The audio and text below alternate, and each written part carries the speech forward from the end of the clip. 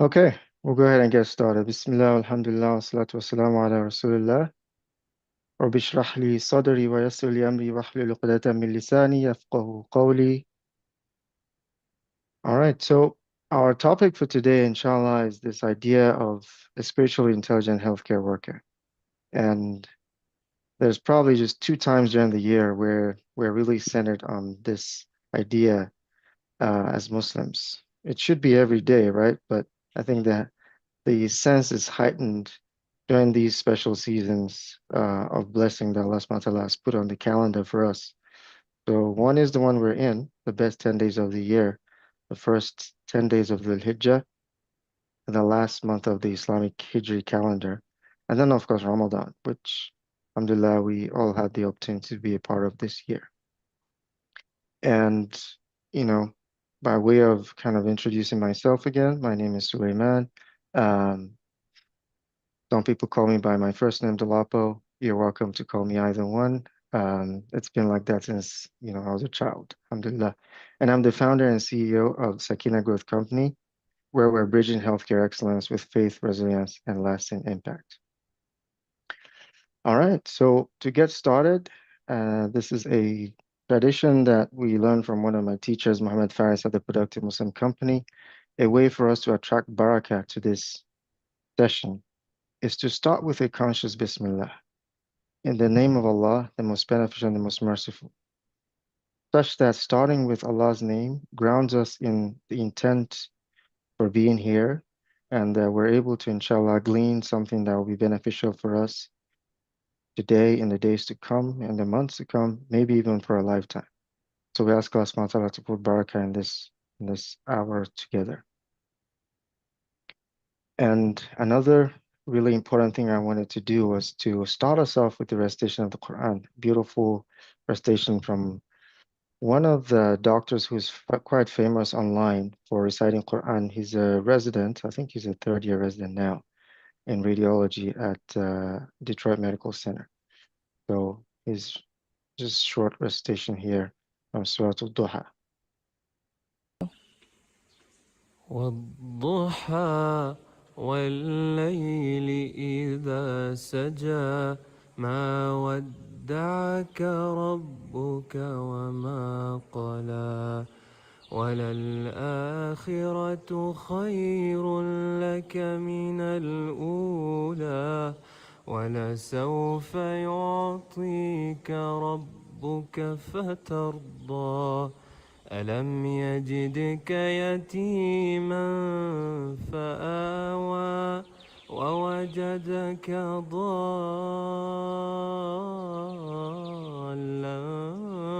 فهدى ووجدك عائلا فأغنى فأما اليتيم فلا تقهر وأما السائل فلا تنهر وأما بنعمة ربك فحدث. Ask Allah subhanahu wa ta'ala to accept it from him. He has quite a number of recitations online. And so Al-Duha was revealed to Rasul Sallallahu Alaihi Wasallam in a time of distress. And sometimes it's one of those surahs that brings calm to us, thinking about some of the struggles, especially those of us in healthcare, that we face on a day-to-day basis, taking care of patients, families, and the system failures, and all these struggles that we tend to have. And this is one of those surahs that potentially is an opportunity for us to fall back on in some of those moments. So the intention for today is to provide a space where we can all kind of realign. Some of it may be new. I think a lot of it will be familiar. It will probably be more of kind of reframing, inshallah. And like I said, I think we're a small group, small enough that I will be welcoming your thoughts, learning from you guys as well. So I really appreciate you taking the time to join us today. The other thing we will do is to discover relevant spiritual insights from the example of Prophet Ibrahim alayhi salam, and then share some practical tools to align our healthcare work with what is enduring. This is just going into more detail about my own journey. Alhamdulillah, been in healthcare leadership for the last 5, 6 years now, in the hospital medicine space as well as in post-acute care telemedicine space. I do write fairly often, alhamdulillah, a newsletter and some LinkedIn articles. And then in the last 2 years, I've been coaching healthcare professionals mainly around some of the concepts that we'll be discussing today, inshallah. I'm certified productivity partner with the Productive Muslim Company for those of you who are familiar with their work. And then, of course, there is the master's hospital medicine fellowship, and then a certified physician executive designation. But really, the crux of today's Sakeenah Growth Company work, which is where our mission is to bridge healthcare excellence with faith, resilience, and lasting impact. And we'll go into some more detail into what that really means. I do enjoy running, swimming, playing basketball, and a cup of tea.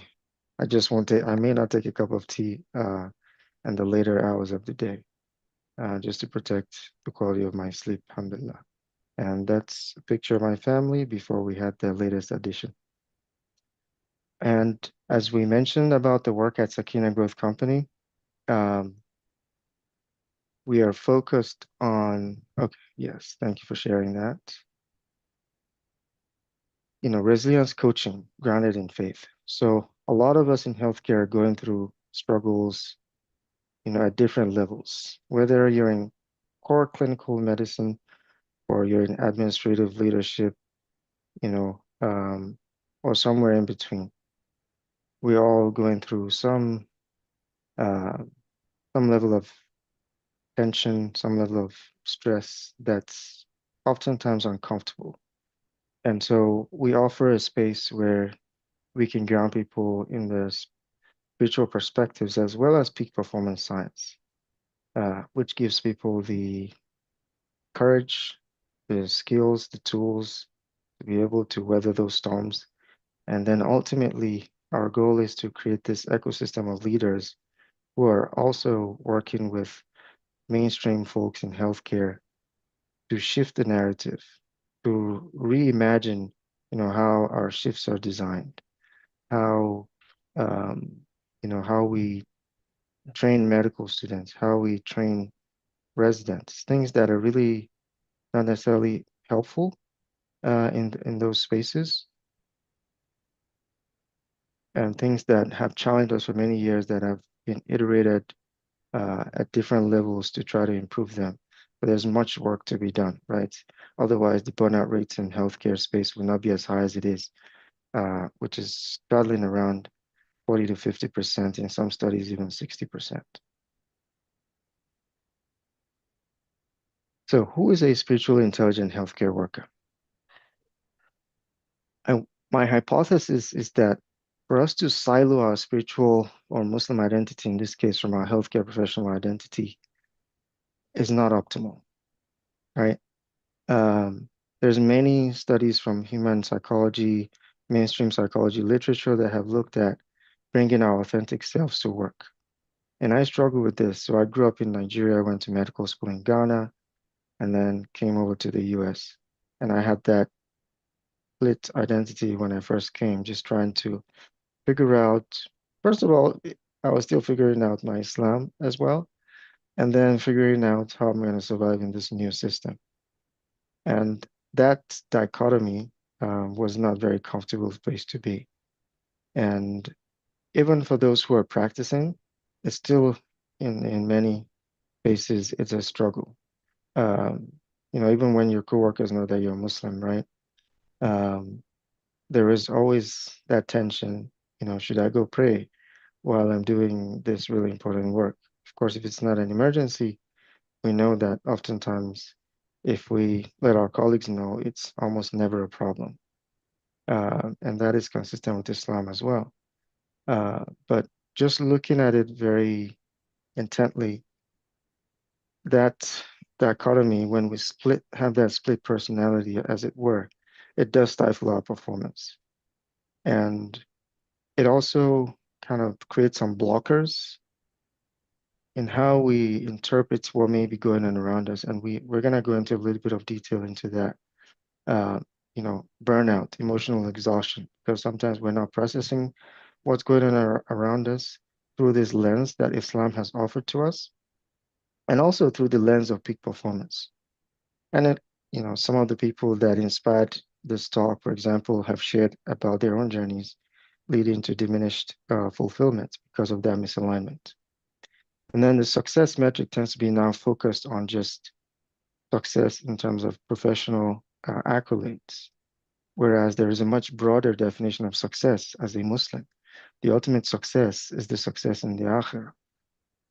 And then, very specifically, the work of the Productive Muslim Company has centered around attracting barakah into our lives so that we can do more with less. Even when we look at, just this idea of doing more with less, whose time is constricted maybe more than any other industry. It's oftentimes healthcare professionals, especially those who are really in the thick of care at the front lines. And so, not intentionally attracting barakah into our lives through what Islam has offered us is a missed opportunity. So, this is the hypothesis behind, what we're trying to define today, who is um, a spiritually intelligent healthcare worker. I would like to get a sense of what's coming up for you guys as we're talking about this. So, anyone wants to take a go at it, feel free to unmute yourself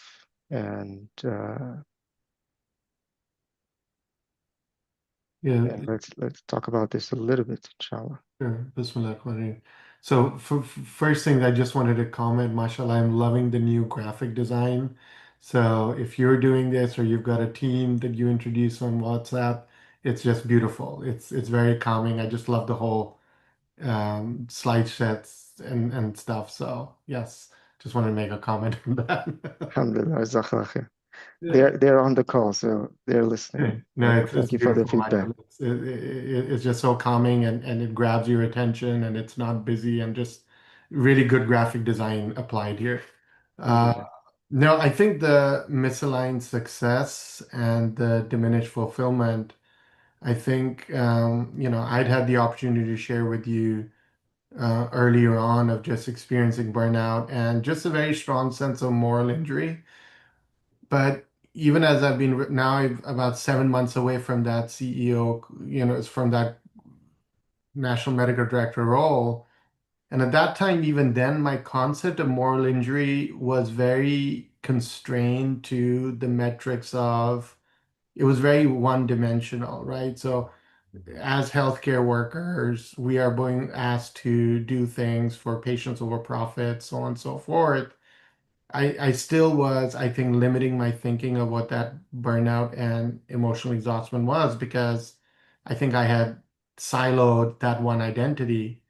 And so I think, that point really stuck home for me about we can't silo that. And because otherwise, then we're going too deep in one direction and really not being solution focused. We can't change the system and we'll just getting burned out and stuff. And I think just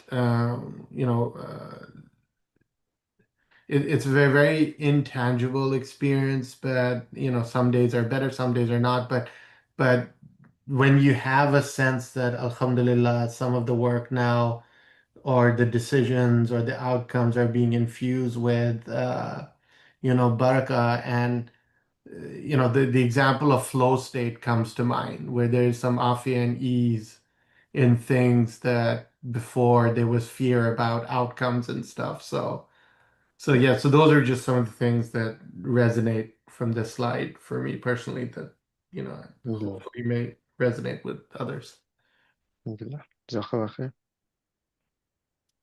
Anyone else want to type in the chat box or unmute?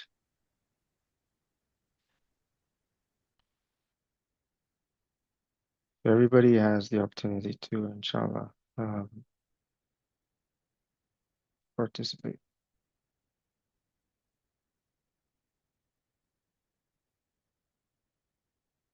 Okay, we'll continue. Jazakallah khair. All right, we just did this. And so, bringing spiritual intelligence into healthcare work.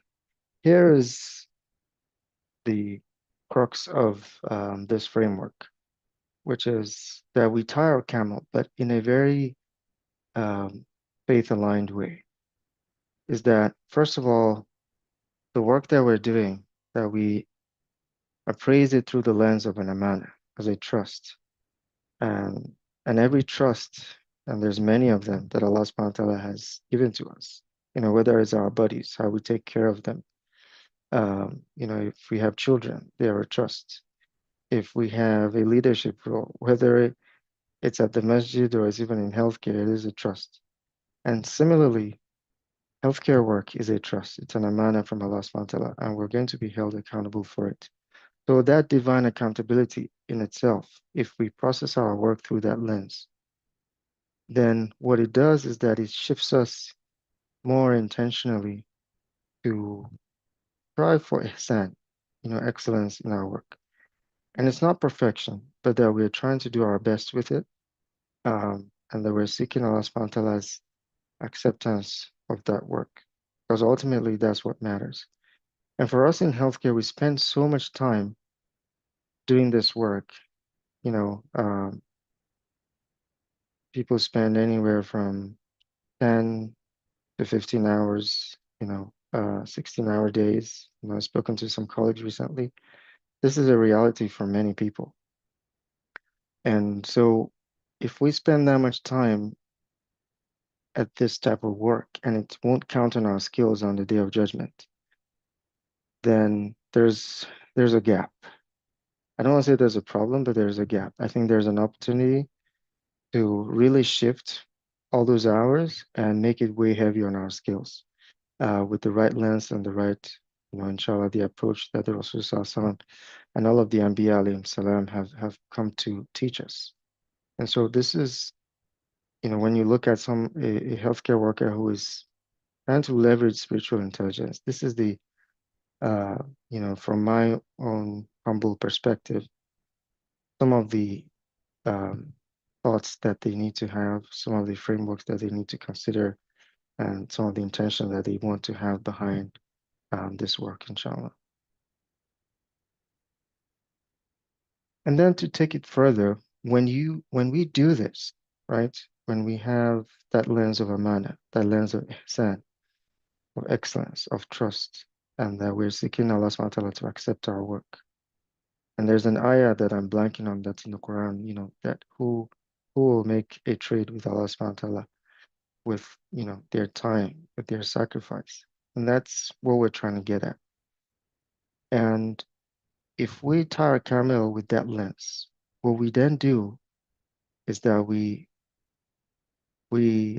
turn it to Allah, and Allah subhanahu wa ta'ala then enables us to be able to do it, first of all, to see it with that lens of, reinforce that lens of amana, the trust lens, you know, enables us to be able to do it with ihsan to the best of our ability, and inshallah that it will be accepted.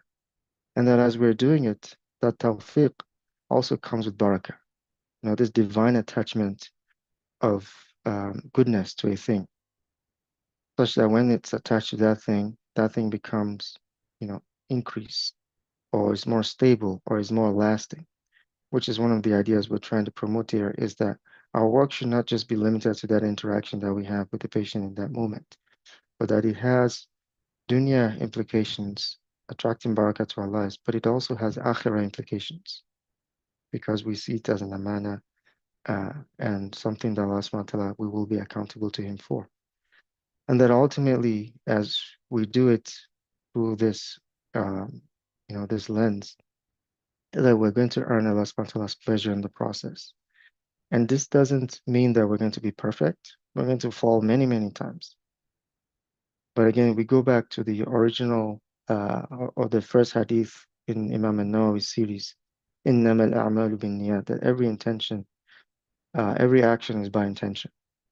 And that at the crux of how we approach things, if we approach our work with this level of intentionality, even if our efforts fall short, then this is where our reward is going to be.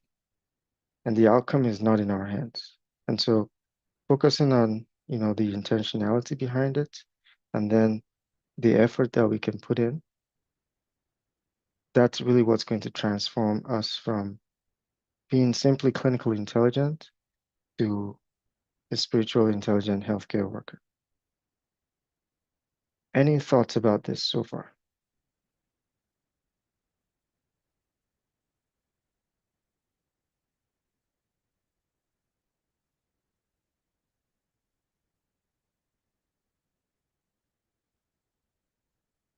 Okay.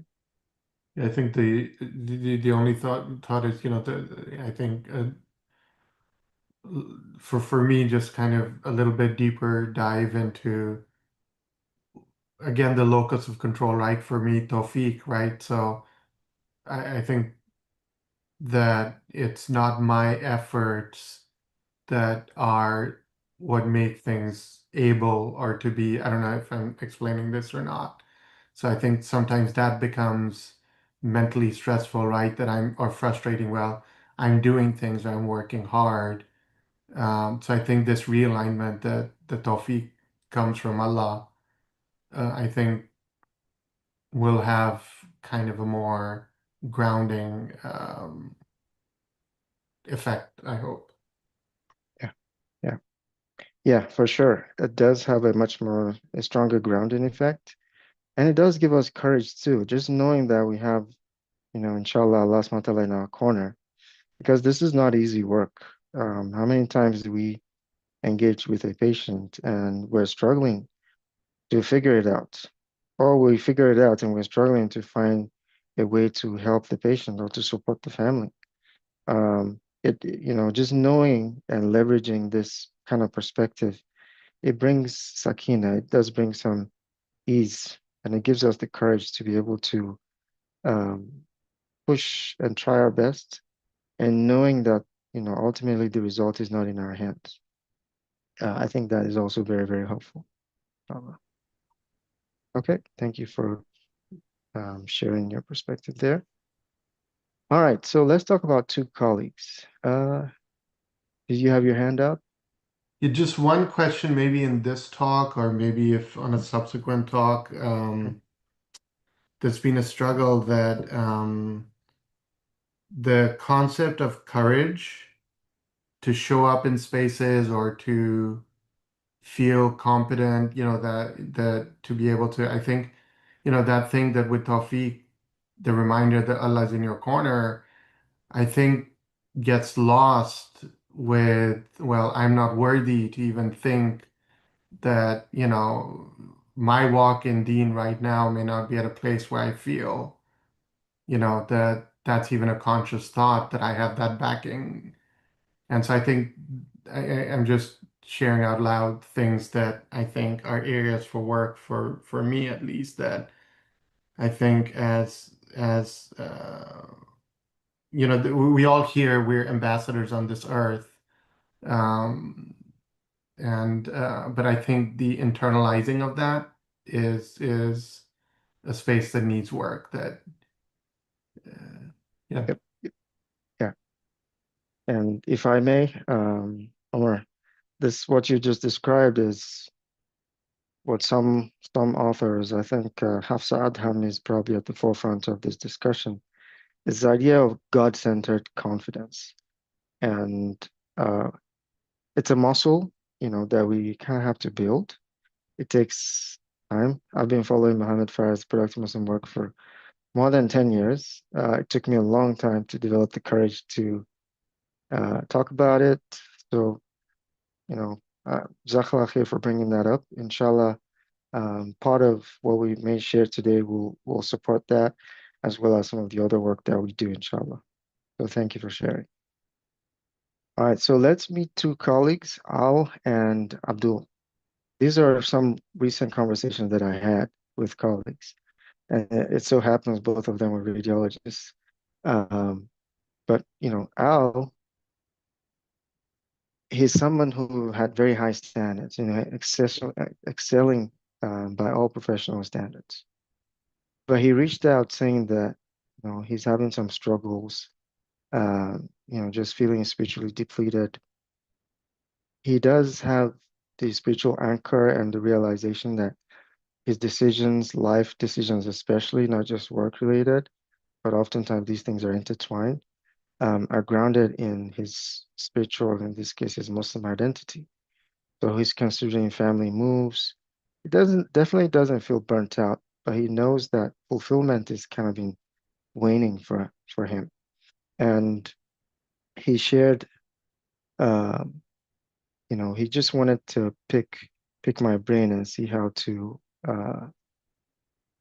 get back on track. And I felt that this was probably an opportunity for us to do that in a talk like this, but also discussing concepts related to this. Um, so sometimes we're not even burnt out, right? It's just fulfillment is not there, even though we're excelling from what everybody else can see.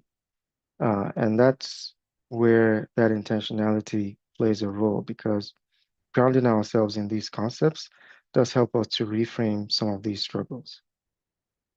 And then Abdul is the other colleague who happens to be the primary caregiver to many people in his family. Uh, but he's been feeling very constrained, seeking financial independence. But he realizes that despite all that pursuit, both of them mid-career professionals, that there's a gap, something is missing. They're not having enough time to engage with the Quran, or it's really relegated to behind the scenes. Um, not enough time for family. Just this struggle that all of us um, likely have had some experience with. And here's what I want us to do is to slow down for a moment, to how this shifts that they're experiencing, Al and Abdul, the drifts, what might be the impact of this on their work, on their faith, their family, or even their mental health. Feel free to chat in the chat box or to unmute yourself.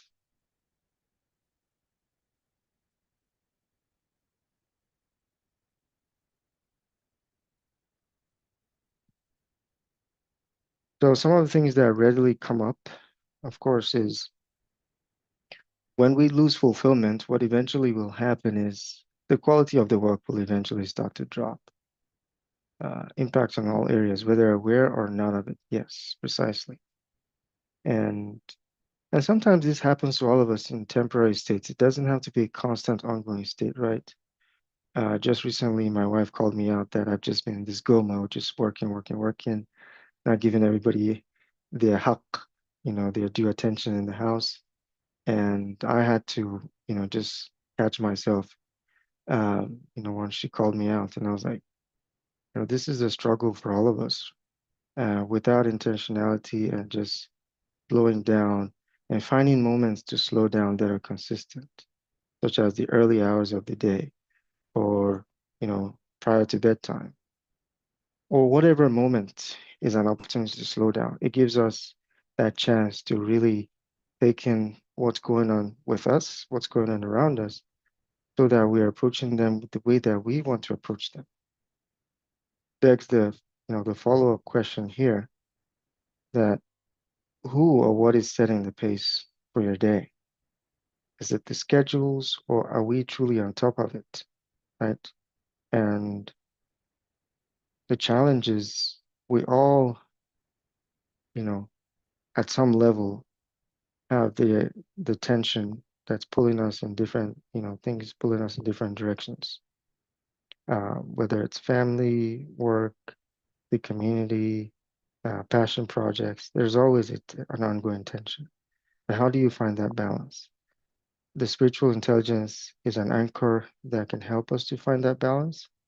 And when we leverage on or layer on top of that peak performance science, then we're better able to approach that best version of ourselves that we seek dearly. Any thoughts on this so far?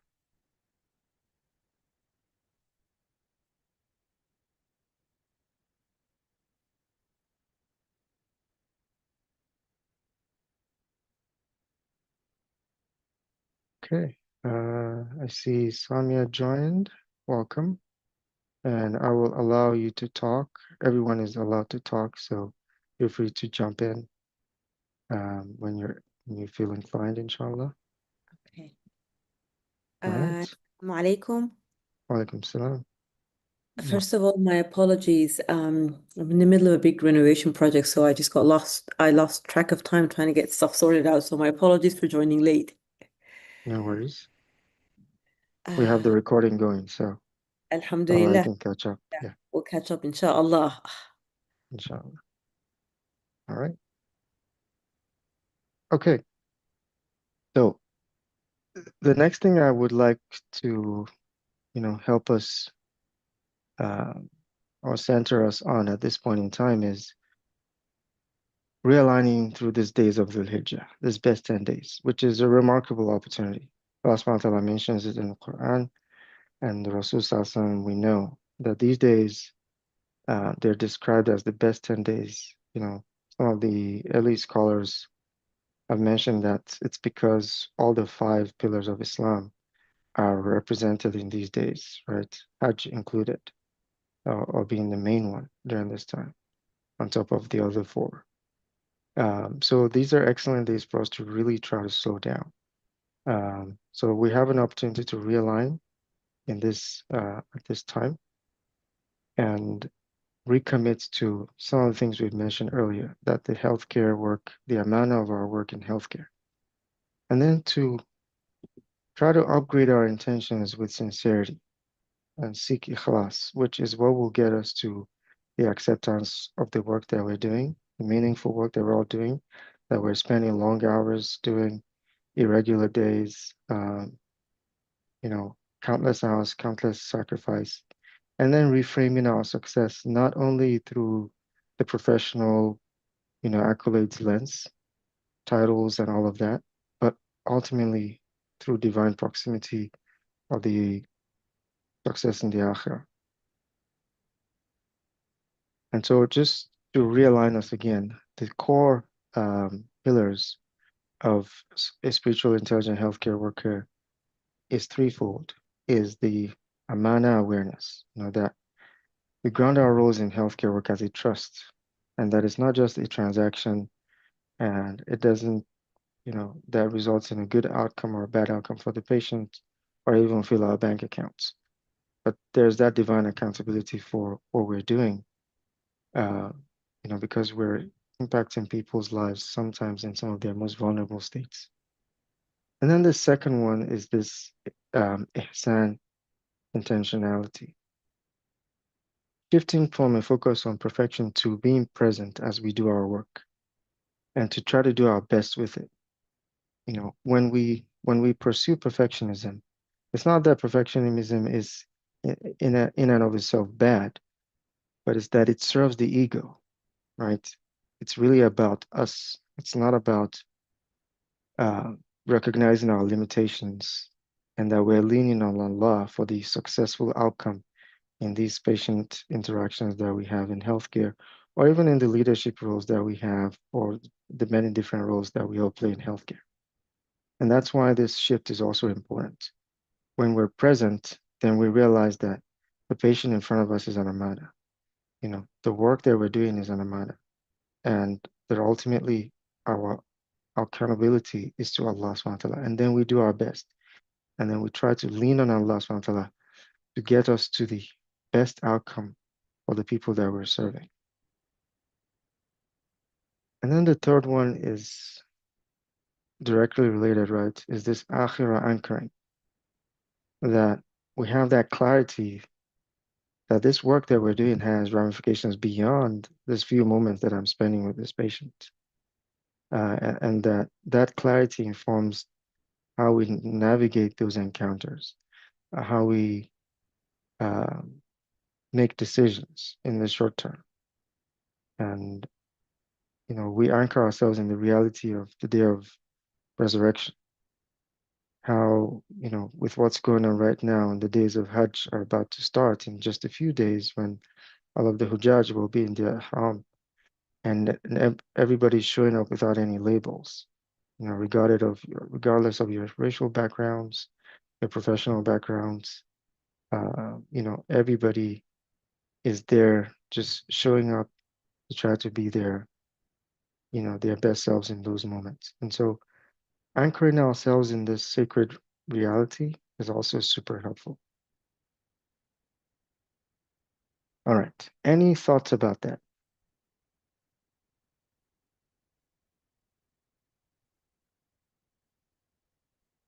Feel free to drop a message in the chat box or to unmute yourself.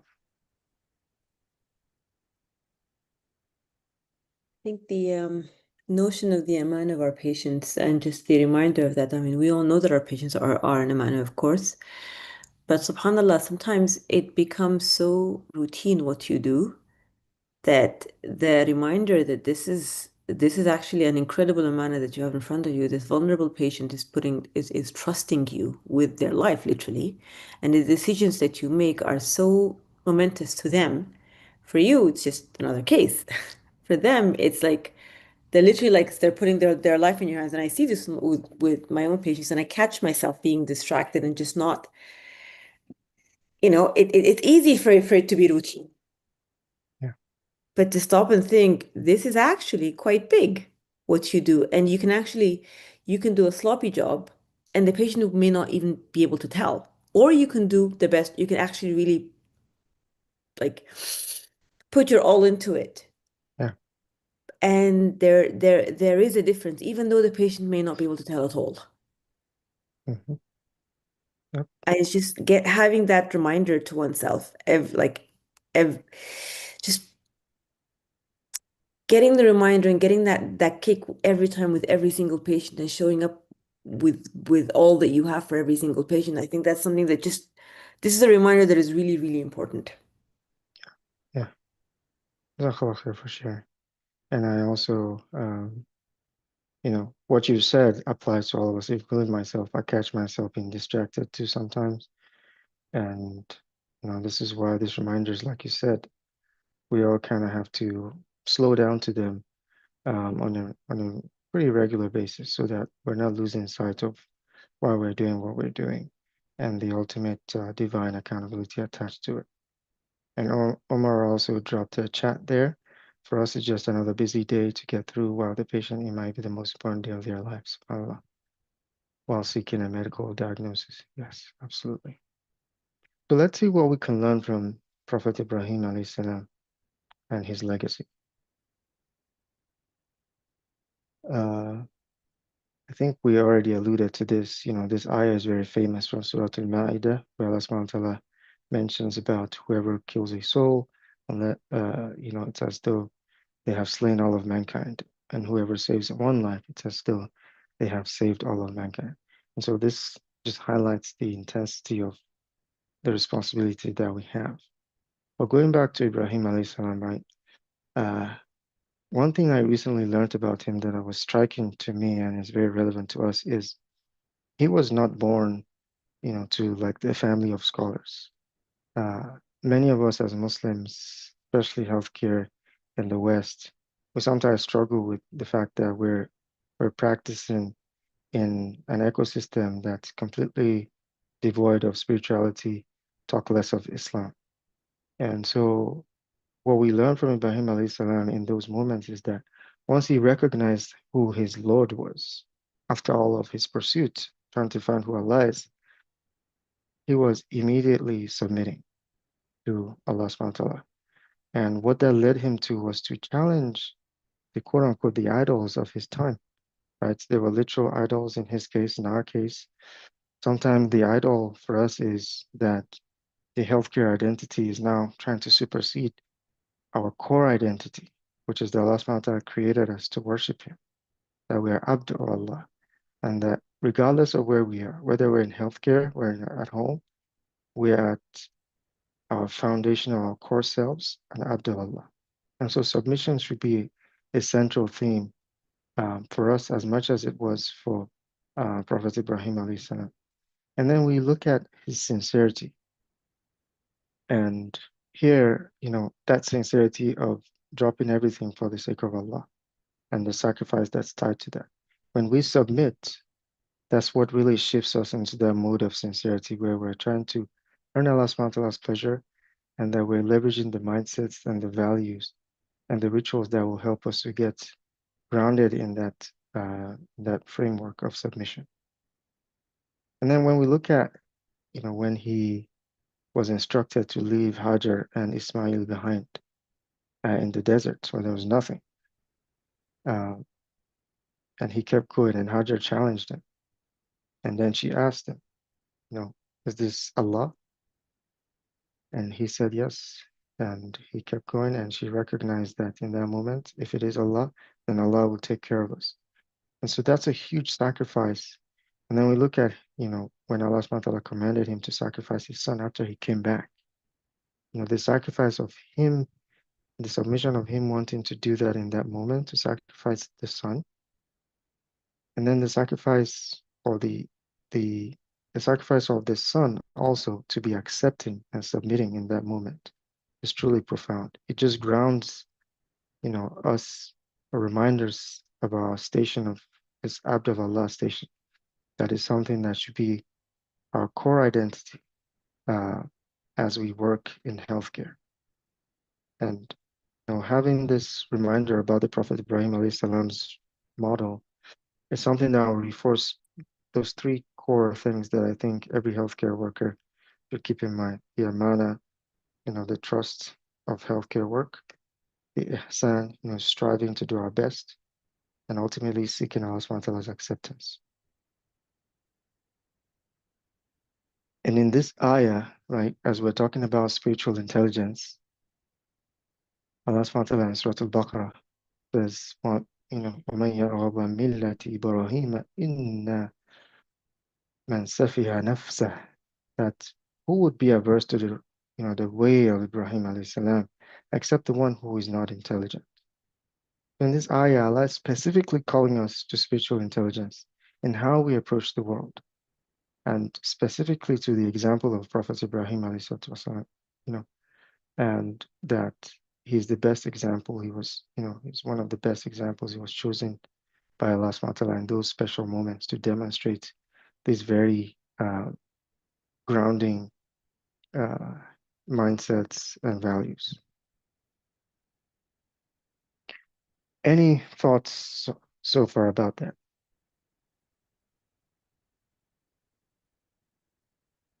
Feel free to drop in the chat box or unmute yourself. I think there's a opportunity to learn. I mean, we peripherally kind of in different stages learn about the Islamic model of healthcare and the Islamic psychology of mental health care and stuff. But I think there's a opportunity here in a more formalized way to even almost like develop a curriculum for even medical students who are Muslim who want to seek more knowledge on this, is a structured pathway that actually gives them the material to align themselves more deeper with the spiritual intelligence and the identity of a healthcare worker as it applies in healthcare. So I'm just reflecting on this. Yeah, Yeah. yeah, Jazakallah khair. Yeah, I appreciate that reflection, and it's a work in progress. It's, we're all learning, but I can see, opportunities for us to continue that journey with trainees, especially in one of the classes that I had last year. We had a medical student, alhamdulillah, and he turned out to be, subhanAllah, an excellent addition to the program. We learned a lot from him. And some of what you just shared now is precisely why he had joined that class. So alhamdulillah for that.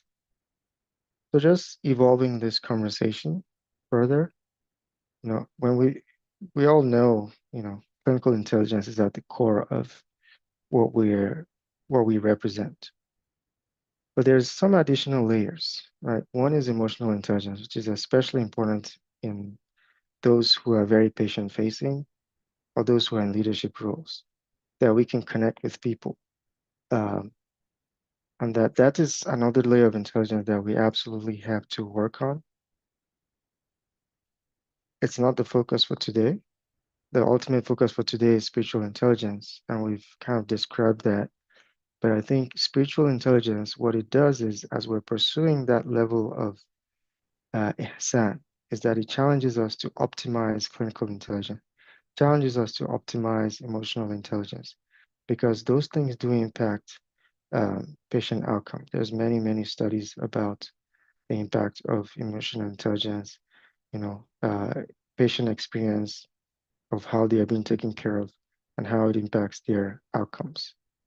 So I think there's a lot to benefit in terms of delivering care by working from that uh, lens of spiritual intelligence or being anchored in that space. And this ayah is something that I found very profound. Allah subhanahu wa ta'ala is talking about how when we're engaged in any matter or any work or reciting the Quran, any deed, and that He is witness over all that we're involved in. So it goes back to why we can't just do this work in a vacuum.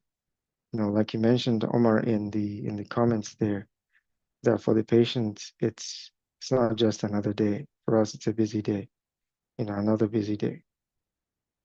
But when we look at it from this layer of spiritual intelligence, we realize that there's a lot going on here, which we've already alluded to, but Allah subhanahu wa ta'ala specifically calls it out in this ayah, that we are witness over you when you're involved in any of this. So we ask Allah subhanahu wa ta'ala to give us the tawfiq to be able to do, ihsan in our role, and the different roles that we play, and make it easy for all of us. Okay, is the chat message there? Yes. All right, this is just re-highlighting the amana, the ihsan, and the acceptance framework for spiritual intelligence in healthcare work. So one reframe that I wanted to also share as an example, especially from the lens of burnout. And one of the reasons that people get burnt out in healthcare is kind of this default way that we frame how things are going for us. So there's this blame culture, right? The system has a lot of failures, and we just, we'll sit in the doctor's lounge or doctor's room and we'll talk with colleagues about all the things that are failing. And then we'll blame the scheduler. They didn't consider my situation, my that. Or we'll even blame ourselves, or people will blame us that, you're just not resilient. But none of this captures the full spectrum of what's really going on. What spiritual intelligence does is it helps us to reframe this. If the system is not going well, when things are not going well, are we still going to go the extra mile to try to help that patient? Allah subhanahu wa ta'ala may be testing us as He has promised in this ayah that over here, that we won't just be left alone. He's going to test us with hardship. So some of these things that we experience, it's a test of sincerity. Are we still going to go the extra mile for this patient? Are we still going to, pick up the phone and talk to maybe the radiologist because something is not right in that report? Am I going to call out, my surgical colleague in the OR when I'm seeing something that I think may negatively impact the situation, right? Or the schedule being rough on us. Sometimes hardships are a moment of purification and a moment of, what they call fitan in Islam. That challenge is supposed to help us to go deeper within ourselves and come out much stronger than we were. And then ultimately, the blaming the self, when we remind ourselves that we're truly abd of Allah, we realize that the outcome is really not in our hands.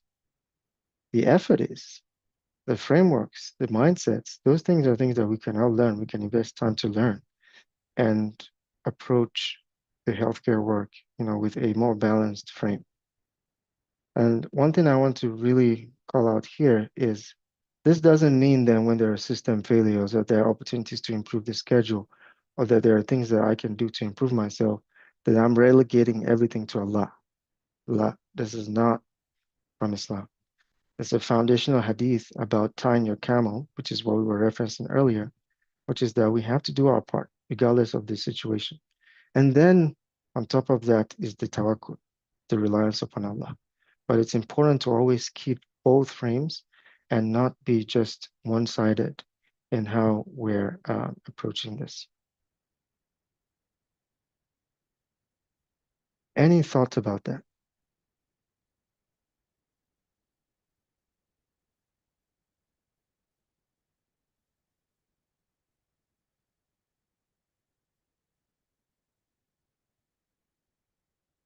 In the interest of time, I will keep going.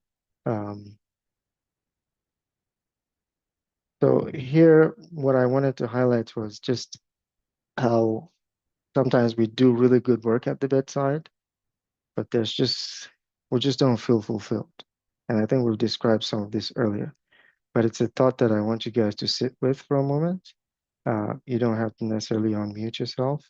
Feel free to drop anything that comes up in the chat box. But in the context of what we're discussing, it's important to slow down to these things. Now, how do we intentionally unlock this spiritual intelligence? Because as we've discussed earlier, there is a cost. And the cost is not just professionally, there's a spiritual cost. And the spiritual cost is not just limited to this life, but is an eternal spiritual cost. And so we really need to invest in this. And at the crux of it is that it's our niyyah and how we intentionally approach our work in healthcare. So Sheikh Sulayman Nadwi did some work which Muhammad Faris and the Productive Muslim have really highlighted. And some of those of you who are familiar with their work will be familiar with this pyramid, is that there's a hierarchy of intentions. So in healthcare, we may be doing that work mainly for financial or worldly gains, sometimes maybe for a reputation that comes with it. At some level, when there's professional excellence and we're really delivering, it becomes something that just nurtures the ego. It feeds the ego. So we feel good about it.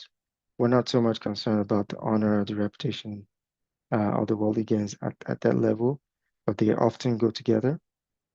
But when we look at those three levels, right, there are things that are really focused on us and our success in the dunya sense, this worldly sense.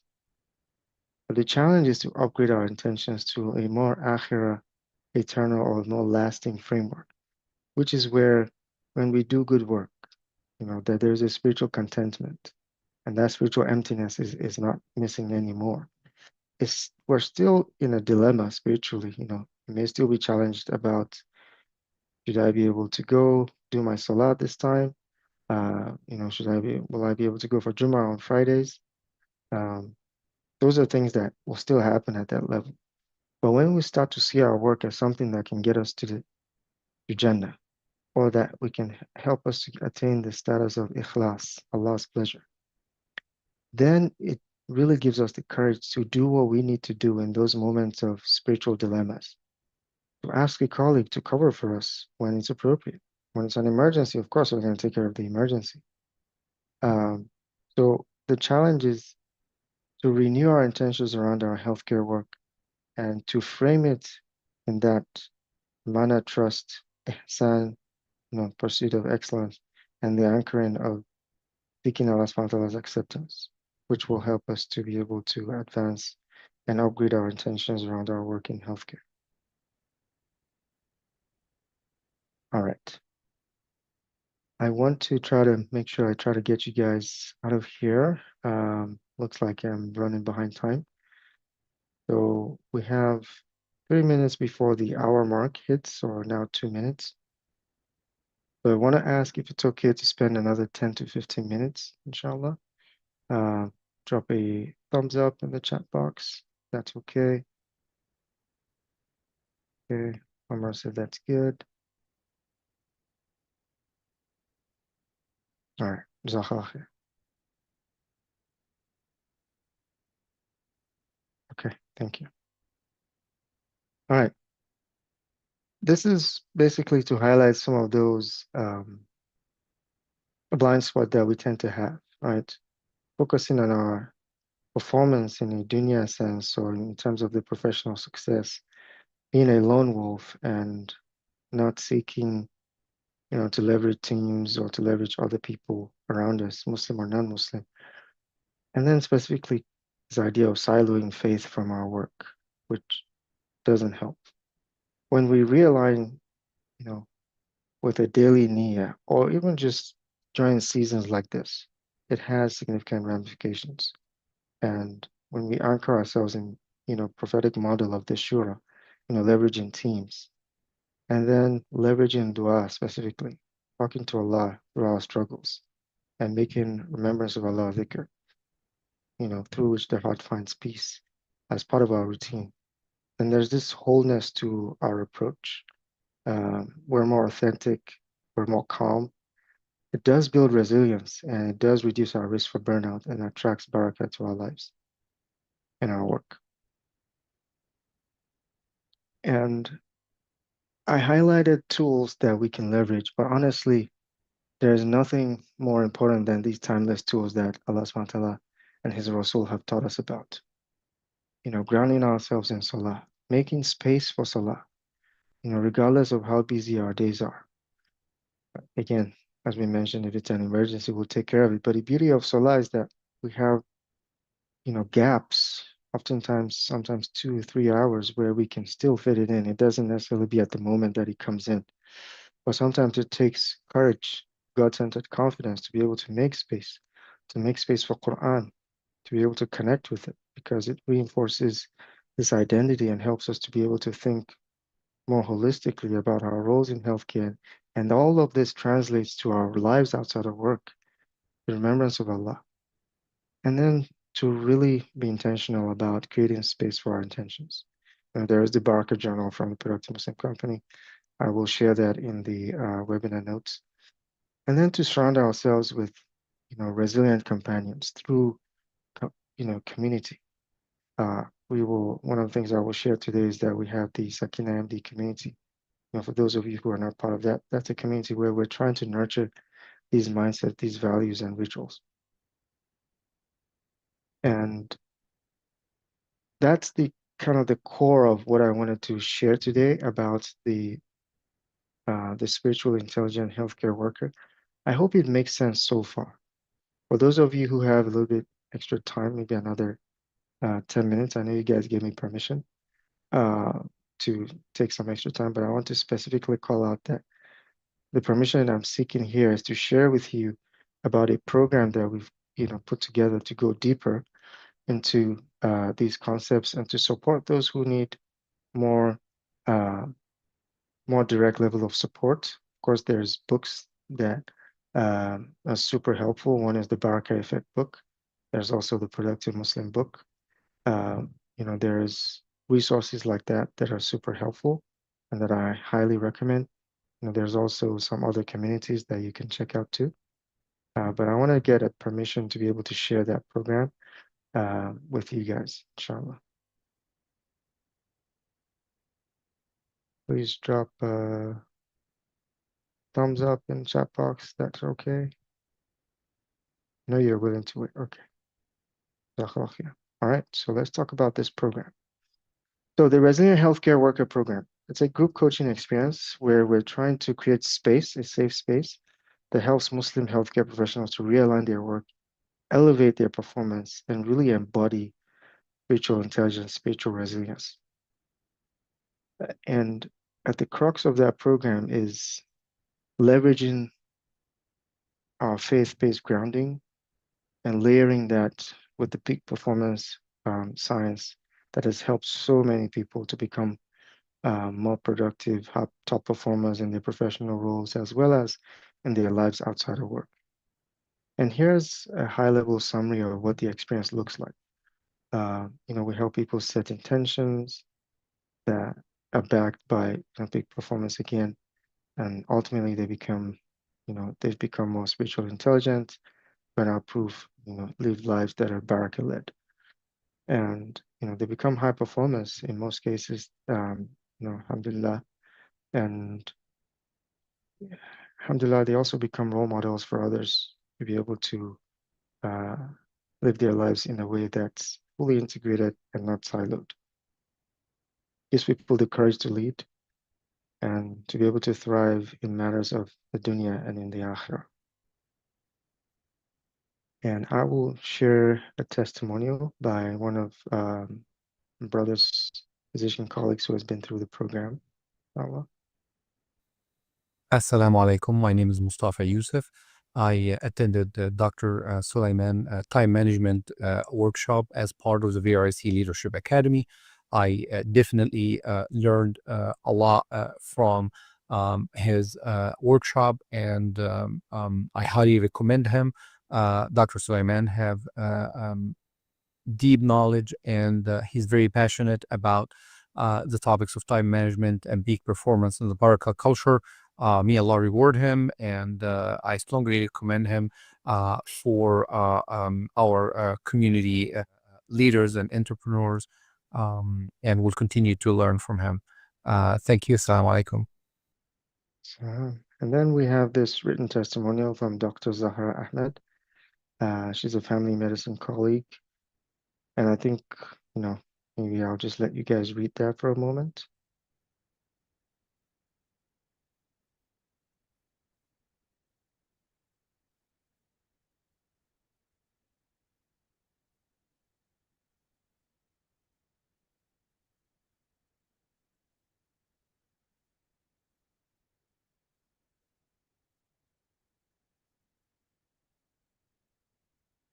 So I think one thing to highlight is that middle paragraph, the challenge of demands of family, work, and spiritual growth, and then finding the spiritually intelligent approach to time as an asset, and that each moment in time has its best version, and how we can leverage that in a very practical ways, inshallah. Okay. So for those who are interested, here's kind of a glimpse of the typical people who have been through this program or who have shown interest in the past. Tend to be mid-career folks, like those two radiologists that I talked about. These are real colleagues. They're mid-career, so they passed that 5-year mark after residency and fellowship. And they're seeking more meaning, structure, sustainability, and they're feeling overextended, under-anchored, spiritually flat. And they're ready to dive into the work, inshallah. So we have 3 tracks. There's a 12-month track, a 6-month intensive track, and then there's a 3-month kind of foundations track. And the core framework is what we've discussed today. And what we didn't go too much into detail today is the peak performance aspect of it as well, which is also, actually, that's what Dr. Mustafa and Dr. Ahmed were talking about in their testimonials, the peak performance side of things, time management being a core aspect of that. And then, just providing a space for support, coaching, mentoring, and spiritual integration. And what we offer is something that's transformational, and the value or the investment is truly an investment that's for a lifetime. It's not for these periods of time. So when you think about it, it's something that really is a lifetime of investment. The 3-month track, of course, is a $3,000 value. 6-month track is $5,500. But the biggest value is the $10,000 package, because transformation takes time, and oftentimes many of us need that space. We only have 10 spots available. There's an opportunity to sign up early and actually start doing the coaching now, even though the actual coaching course starts on the 7th of Safar and the 2nd of August. So we have a full 2 months of coaching. And of course, if you experience it and it doesn't seem to be a good fit, you can always ask for the money back guarantees there. And we have limited scholarships for healthcare trainees. Always a big proponent, kind of some along the lines of what Omar mentioned, having medical students, having other healthcare trainees jump in is very, very something that we're very focused on and would like to. This would be the first cohort for the 12-month track, correct? Yes. And here, I just wanted to highlight a few frequently asked questions. So the time commitment is 60 to 90-minute sessions every 2 weeks. So considering very busy professionals, that's something, a time that we feel is doable. And really for us to get grounded and get into deep conversations, we do need that time.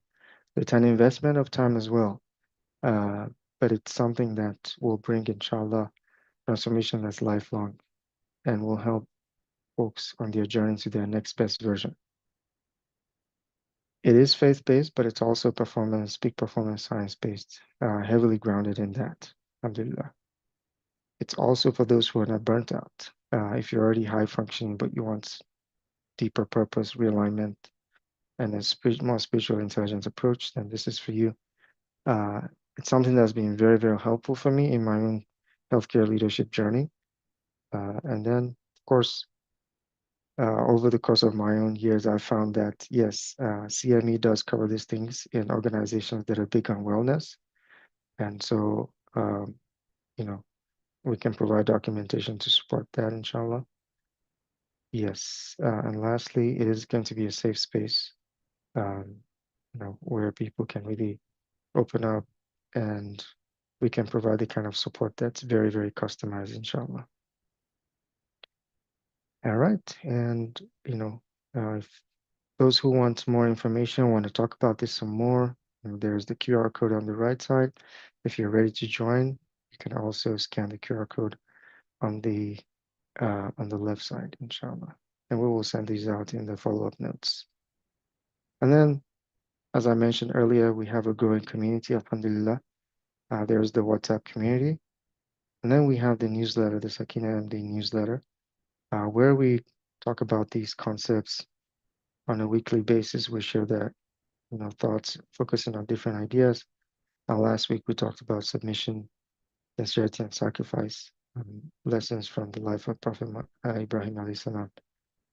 So, and ultimately today we've discussed spiritual intelligence very broadly, and we've shared a framework around thinking about our work from the perspective of us being abd of Allah, slave of Allah, and then specifically around the values of the mindsets of our amana, of a trust, and of trying our best, of doing ihsan, and posturing towards excellence in how we approach our work. And lastly, that we know that we spend so many hours, and so we need to connect our work to the akhirah and anchor it in the akhirah and the acceptance by Allah subhanahu wa ta'ala. And for those that are seeking this path, transformation takes time. It's not something that will happen overnight. It takes sincerity and it takes hard work. So I'll go ahead and open the floor to any questions at this point related to either the core webinar, discussion, or the resident healthcare worker program, inshallah.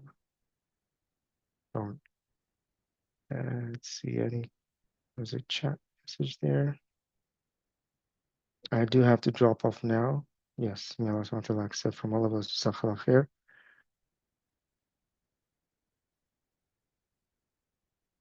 Before you drop off, Samia, thank you so much for joining, and to everyone else, happy to entertain any questions over chat or feel free to unmute yourselves.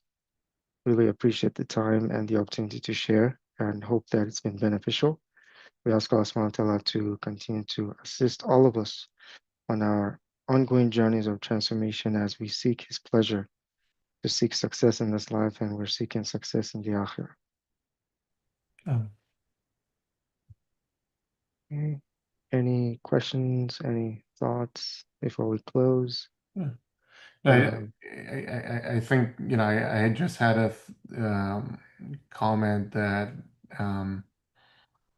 mashallah, the ROI, because, most of us look from, that worldly ROI when we're looking at courses. And mashallah, I think the ROI on the time and money spent on this is beyond just a direct kind of return. There's so many other leadership courses, so many other kind of, but they're out of sync, they're misaligned, right? And most of us, I think, by mid-career in healthcare have done some sort of leadership courses, but they've not really stuck because again, they were in a silo. So mashallah, I think from that point of view, from that lens, that this is actually, I think, something I'm inshallah interested in pursuing. And I think that committing to a longer track makes much more sense because, again, these things take time. They do. Jazakallah khair, Omar, for the support and for sharing your perspective on it. I think, alhamdulillah, it does take time, it does take work, and it's an ongoing process for all of us, right? This space is a space for support. Even for those who don't, who are not inclined to register now, I highly encourage you guys to join the community, follow us, our work on the newsletter, inshallah, and reach out if we can support you guys in any way. It's, it's it's an honor to be able to support, colleagues. Yes, Jazakallah khair, Dr. Farouk, for joining. Really appreciate your presence. Okay. All right. So we will wrap it up. Thank you guys so much for joining. For those who are watching the recording, we really appreciate you guys as well. Thank you all. We ask Allah subhanahu wa ta'ala to accept this from you, to accept this from us and our team. We ask Allah subhanahu wa ta'ala to put barakah in our time, in our effort, in our focus. We ask Allah subhanahu wa ta'ala that in these blessed 10 days to truly make it a transformational time for us, make it an opportunity for us to realign and recenter our efforts in a way that balances dunya and akhirah, and that is not, unduly skewed towards the dunya. So, jazakallah khairan, subhanakallahumma bihamdik, nashhadu an la ilaha ant, nastaghfiruka wa natubu ilayk. Assalamu alaikum wa rahmatullahi wa barakatuh.